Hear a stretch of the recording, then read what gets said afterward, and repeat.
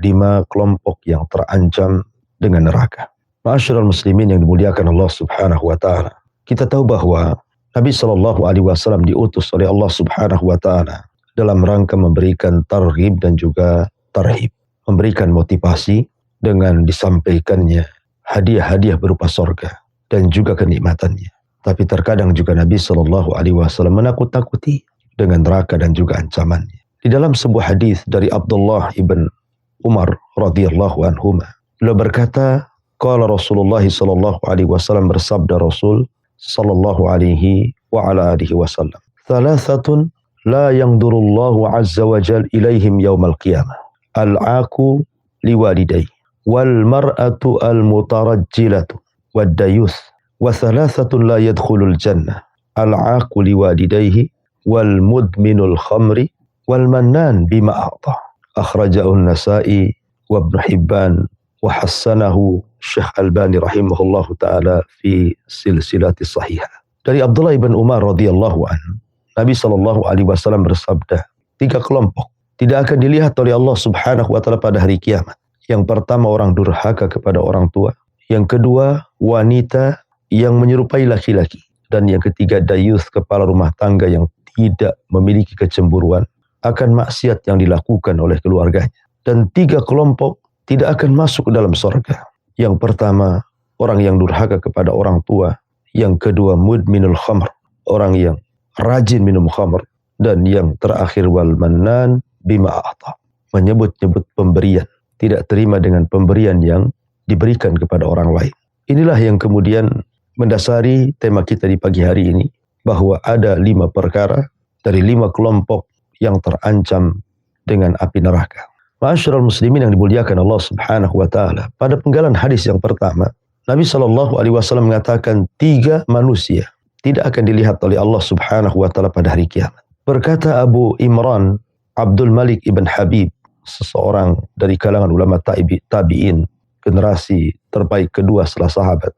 Beliau mengatakan, ma nadarallah ila syai'in illa rahimah. Tidaklah Allah Subhanahu wa taala memandang sesuatu, pasti Allah akan tanamkan kasih sayangnya kepada sesuatu itu. Bahkan beliau mengatakan, wallahi law nadarallahu ila ahli nar la rahimahu walakin qada annahu la yanzuru ilaihim.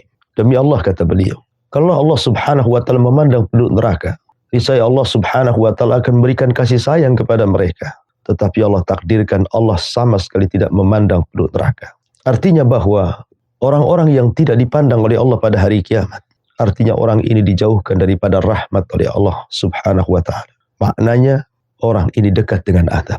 Na'udzubillah. Tentu pemahamannya adalah sebagaimana disebutkan oleh sebagian para ulama, Allah tidak melihat, maksudnya melihat dengan kacamata rahmat. Karena tidak ada yang terluput dari pandangan Allah, baik dia mukmin ataupun kafir. Maksudnya Allah tidak melihat, artinya dengan kacamata rahmat. Kalaupun melihat dengan kacamata murka, marah, dan ini ancaman berat. Kalau seandainya pada hari kiamat Allah tidak mau memandang kepada kita. Siapa mereka? Yang pertama, orang-orang yang durhaka dengan kedua orang tuanya. Uququl walidain, durhaka kepada orang tua. Ma'asyiral muslimin yang dimuliakan Allah Subhanahu wa taala. Al-Quran selalu mengiringkan perintah birrul walidain dengan perintah tauhid. Seperti Allah mengatakan, wa'budullaha wa la tusyriku bihi syai'an wa bil walidaini ihsana. Sembahlah Allah, jangan sekutukan Allah dengan apapun, dan berbuat baiklah kalian kepada kedua orang tua. Sebagaimana Allah iringkan antara tauhid dan juga birrul walidain, maka Nabi sallallahu alaihi wasallam pun bersabda tentang dosa yang paling besar, dan Nabi sallallahu alaihi wasallam mengiringkan antara kesyirikan dan uququl walidain, durhaka dengan orang tua. Isyraku billah wa uququl walidain, melakukan kesyirikan kepada Allah dan juga durhaka dengan kedua orang tua. Ma'asyiral muslimin yang dimuliakan Allah Subhanahu wa taala. Berkata Ka'ab al-Akhbar radhiyallahu anhu, sesungguhnya Allah Subhanahu wa taala akan menyegerakan kehancuran seorang hamba ketika hamba itu menjadi hamba yang durhaka kepada orang tuanya. Dan itu berdasarkan sabda Nabi sallallahu alaihi wasallam, ada 2 dosa yang disegerakan azabnya sebelum azab di akhirat. Kemudian Rasul mengatakan uququl walidain. Salah satunya adalah durhaka kepada orang tua.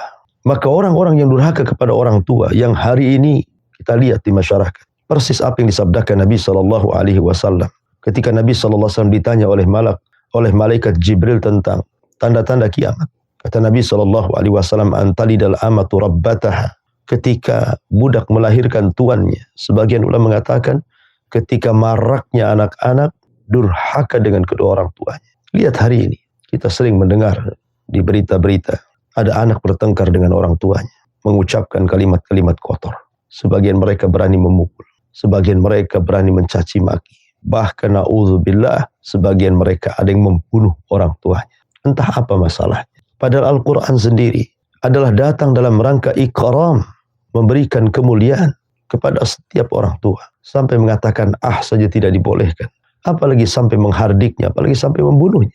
Maka dari sini Islam datang membawa rahmat. Sebab itulah para durhaka kepada orang tua terancam dengan neraka. Tidak akan dilihat oleh Allah Subhanahu wa taala pada hari kiamat. Dalam sebuah hadis dari Abdullah ibn Amr ibn As radhiyallahu anhuma, Nabi SAW mengatakan, "Inna min akbaril kabair."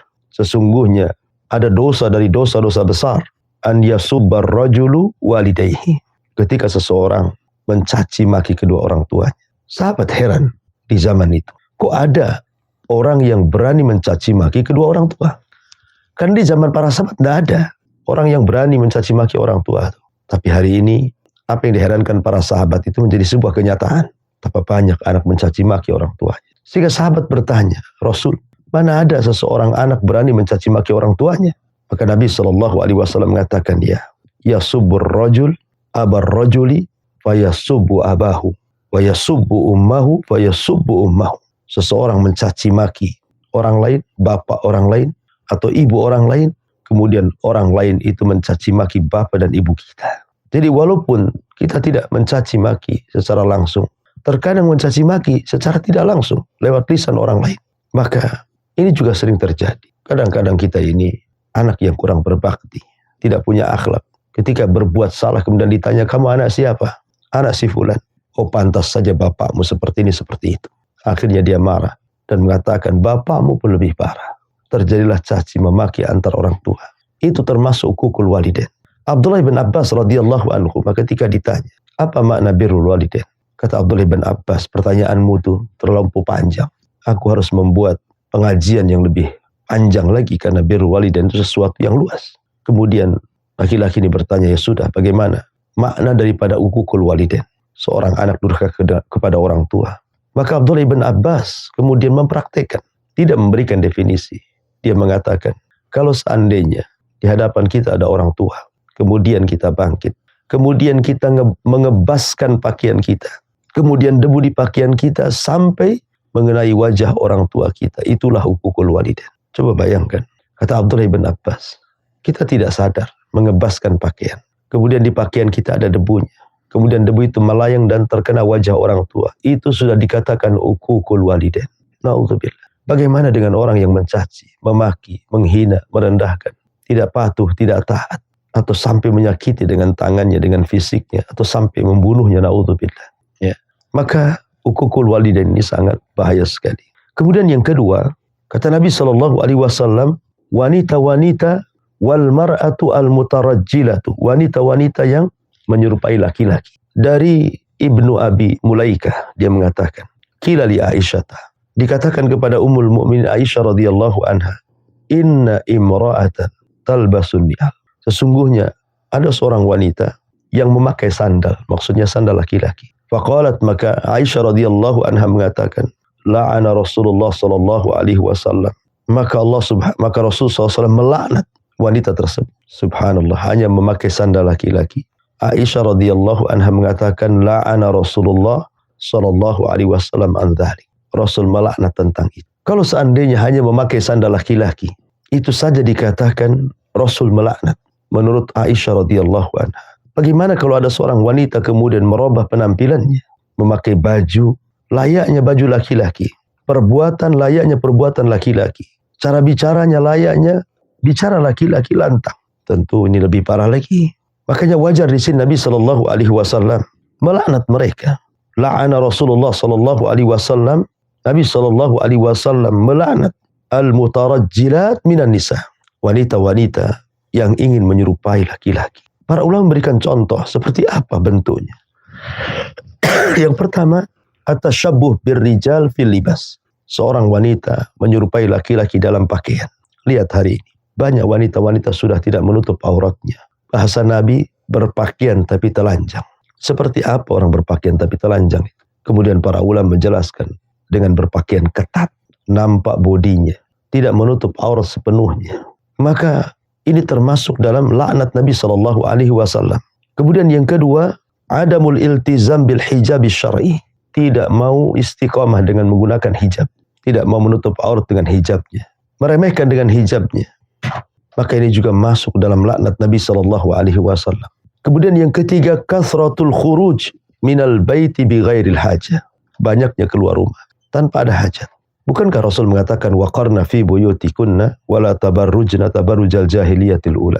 Hendaklah seorang wanita itu lebih banyak di rumah dan jangan tabarruj apabila keluar seperti tabarrujnya orang-orang jahiliyah yang pertama. Dan wanita-wanita tabarruj hari ini subhanallah, kami laki-laki terkadang terfitnah dengan mereka.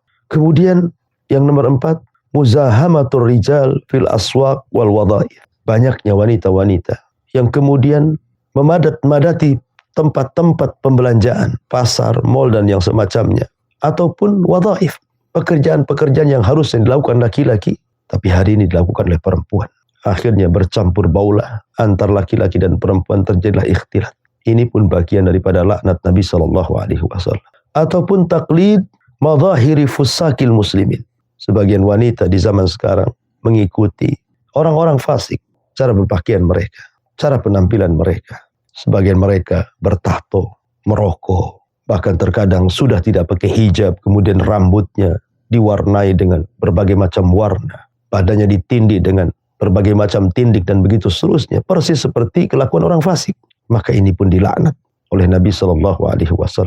Termasuk juga taklid ar-rajul fi al-mushab fi masyyati wal harakah, ataupun mengikuti laki-laki dalam cara berjalan dan juga cara bergerak. Sudah tidak lagi menunjukkan dia itu perempuan, dia bergaya laki-laki betul. Ya, naudzubillah. Kemudian juga disebutkan qillatul haya, hilangnya rasa malu. Hilangnya rasa malu. Dia tidak malu lagi berbicara dengan laki-laki. Seolah-olah tidak ada perasaan apapun dengan laki-laki. Dia bicara senang saja. Membuka aurat tenang saja. Dia bergaul dengan laki-laki seolah-olah tidak ada jarak bagi dia dengan laki-laki. Sehingga terjadilah pergaulan bebas dan yang semacamnya. Hilang rasa malunya. Sementara rasa malu itu tidak mendatangkan kecuali kebaikan. Ketika hilang rasa malu pada seorang wanita, maka pasti akan mendatangkan keburukan. Ya. Kemudian juga buruknya akhlak wanita. Mereka berteriak-teriak di depan laki-laki, seolah-olah mereka laki-laki, padahal mereka perempuan. Ada fitrah tersendiri yang dimiliki mereka yang tidak dimiliki oleh laki-laki. Dan begitu seterusnya. Maka wahai para wanita, ikutilah dengan fitrah kalian. Ini yang kedua. Kemudian yang ketiga, kelompok yang ketiga adalah dayuth. Siapa dayuth ini? Dalam hadis yang dikeluarkan Bukhari dan Muslim dari Abi Hurairah radhiyallahu anhu, Nabi SAW bersabda, innallaha, sesungguhnya Allah subhanahu wa ta'ala yugharu wa innal mu'min yughar wa inna ghiratallah an ya'tiyal mu'min ma harramallahu alaih. Sesungguhnya Allah subhanahu wa ta'ala teramat pecemburu. Seorang mukmin juga sama, adalah orang yang harus memiliki sifat pecemburu. Tapi cemburunya Allah subhanahu wa ta'ala lebih besar dibandingkan seorang mukmin ketika seseorang jatuh kepada keharaman yang Allah haramkan kepadanya. Maka Allah sangat cemburu, sangat marah apabila keharamannya diinjak-injak. Disebutkan dalam sebuah hadis bahwa Allah subhanahu wa ta'ala tidak akan memasukkan 3 orang ini ke dalam sorga. Bahkan Allah haramkan sorga kepadanya. Thalathatun qad harramallahu alaihimul jannah. 3 kelompok Allah haramkan kepada mereka sorga, yang gemar minum khamar. Kemudian al-aq, seorang yang durhaka dengan orang tua. Dan yang terakhir kata Rasul, wadayuth, dan dayuth. Siapa dayuth itu? Alladhi yukirru ayya khabithatin fi baiti. Alladhi yukirru khabitha fi ahli. Orang yang membiarkan keburukan, maksiat di tengah-tengah keluarganya. Tidak punya cemburu. Istrinya menampakkan aurat, dibiarkan saja. Anaknya juga sama. Ketika membuka aurat, suaminya atau orang tuanya diam saja. Tidak menggunakan hijab, ya diam saja.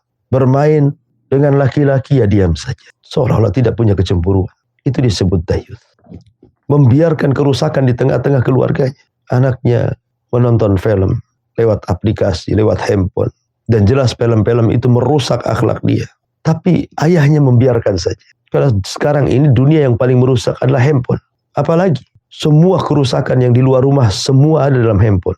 Kalau kemudian orang tua tidak mengkontrol anaknya ketika memegang HP, maka sama saja dengan dayuth. Anda membiarkan kerusakan kepada anak Anda. Maka membiarkan keluarga berbuat maksiat itu dayuth. Membiarkan istrinya ghibah. Membiarkan istrinya tabarruj keluar rumah. Membiarkan keluarganya membuka aurat keluar rumah. Dibiarkan saja. Maka Anda adalah laki-laki yang dilaknat. Dan Anda terancam neraka. Dayuth. Ini yang ketiga. Yang keempat, orang yang gemar minum khamr. Allah Subhanahu wa taala mengatakan, ya ayyuhalladzina amanu innamal khamru wal maisiru wal ansabu wal azlam rijsun min amali syaitan fastanibuhu la'allakum tuflihun. Wahai orang-orang yang beriman, sungguhnya khamr, kemudian di ujung ayat Allah mengatakan, termasuk amal syaitan, termasuk kekotoran, jauhi agar kalian beruntung. Dan Rasul mengatakan bahwa khamr itu ummul khaba'ith, tiang dari setiap kerusakan. Dan Islam datang menjaga akal. Makanya diharamkan khamr. Karena khamr itu lebih banyak madarat dibandingkan manfaatnya. Ma'asyiral muslimin yang dimuliakan Allah Subhanahu wa taala. Kalau kita mengacu kepada dalil-dalil Al-Quran dan Sunnah tentang bahaya khamr ini, ingat bahwa orang yang gemar ketagihan minum khamr itu terancam tidak akan masuk surga. Diharamkan padanya surga berdasarkan hadis yang tadi saya baca. 3 orang yang diharamkan masuk surga, salah satunya adalah orang yang gemar minum khamr. Bahkan sholatnya 40 hari tidak akan diterima. Sebagaimana hadis Nabi SAW bahwa man syaribal khamra wa sakira lam tuqbalahu salatu arba'ina sabahan wa in mata dakhalan nar fa in taba taballahu alaihi. Barang siapa yang minum khamr kemudian dia mabok, maka salatnya 40 hari tidak akan diterima. Jika dia mati dan dia tidak bertobat dari khamr, maka dia mati masuk neraka. Dan jika dia bertobat, maka Allah tetap menerima tobatnya. Naudzubillah. Salatnya 40 hari tidak diterima. Ma'asyiral muslimin yang dimuliakan Allah Subhanahu wa taala. Bahkan kalau kita juga melihat hadis-hadis tentang ancaman orang yang minum khamr ini, maka Nabi SAW dengan tegas mengatakan, la'anallahu al-khamra wa syaribaha wa saqiyaha wa ba'iyaha wa mubta'aha wa asiraha wa mu'tasiraha wa hamilaha wal mahmulata ilaihi. Subhanallah. Semua yang terlibat dalam khamr dilaknat. Rasul mengatakan Allah melaknat khamr, pemilik khamr, yang menjual khamr, yang membeli khamr, yang memeras khamr, yang minta diperaskan khamr, yang membawa khamr, yang minta dibawakan khamr. Semua terlibat dalam dosa. Lihat, semua terlibat dalam dosa. Persis seperti ketika Rasul bicara tentang riba. Orang yang makan riba, orang yang ngasih makan riba. Oleh karena itulah maka bertobat terjerumus kepada dosa ini hanya surga selamanya. Maka bertobatlah kepada Allah Subhanahu wa taala. Dan yang terakhir, menyebut pemberian, mengungkit-ungkit pemberian, alias al-mannan bima a'ta. Dia menyebut-nyebut, mengungkit-ungkit apa yang sudah diberikan kepada orang lain. Allah Subhanahu wa taala mengatakan, alladzina yunfikuna amwalahum fi sabilillah, thumma la yutbi'una ma anfaqu manna wala adha. Orang-orang yang menafkahkan harta-harta mereka di jalan Allah, kemudian tidak mengikut sertakan apa yang mereka infakkan dengan man dan juga adha. Man itu artinya menyebut-nyebut, adha itu menyakiti. Maka kalau Anda hendak bersedekah, sedekahlah dengan ikhlas. Karena sedekah dengan ikhlas itu pahalanya besar. Nabi SAW sampai mengatakan tentang bab sedekah. Kata Nabi SAW bahwa sedekah itu akan menjadi naungan seseorang pada hari kiamat. Sebagaimana Rasul mengatakan dalam sebuah hadis, kullu mri'in fi dhilli sadaqatihi yaumal qiyamah. Setiap manusia akan mendapatkan naungan di hari kiamat karena sedekah yang disedekahkannya. Bahkan sedekah itu bisa melipatkan pahala pelakunya. Bahkan sedekah itu sebab orang selamat dari azab kubur, apalagi azab neraka. Sebab sedekah itu bisa memadamkan kemurkaan Allah Subhanahu wa taala. Dan banyak lagi keutamaan sedekah. Sayang kalau seandainya Anda sudah memberikan sesuatu dari harta yang Anda lelah letih mencarinya, tiba-tiba tidak mendatangkan pahala, justru mendatangkan dosa. Mana akalnya di sini? Maka jangan pernah mengungkit-ungkit pemberian. Ikhlaskan karena Allah Subhanahu wa taala. Karena Nabi sallallahu alaihi wasallam mengatakan la yadkhulul jannah akul wala mannan wala mukadzibun bil qadar. Tidak akan masuk surga orang yang gemar minum khamr, orang yang mengungkit-ungkit pemberian, dan orang yang mendustakan dengan takdir. Wallahu a'lam bishawab. Inilah 5 perkara yang harus kita jauhi. Pertama, jangan sampai kita menjadi anak yang durhaka dengan orang tua. Yang kedua, jangan sampai Anda para wanita menyerupai laki-laki. Kemudian yang ketiga, jangan sampai wahai kepala keluarga Anda menjadi dayuth yang tidak bertanggung jawab, tidak punya kecemburuan kepada kemaksiatan yang tersebar di tengah-tengah keluarga. Kemudian juga Anda wahai para peminum khamr, tobatlah. Karena Rasul mengatakan man syaribal khamra fid dunya lam yashrabhu fil akhirah. Orang yang minum khamr di dunia, maka dia tidak akan minum khamr di akhirat. Dan yang terakhir, al-mannan, orang yang mengungkit-ungkit pemberian. Ikhlaskanlah sedekah-sedekah Anda, maka Anda akan beruntung di hadapan Allah Subhanahu wa taala. Wallahu a'lam.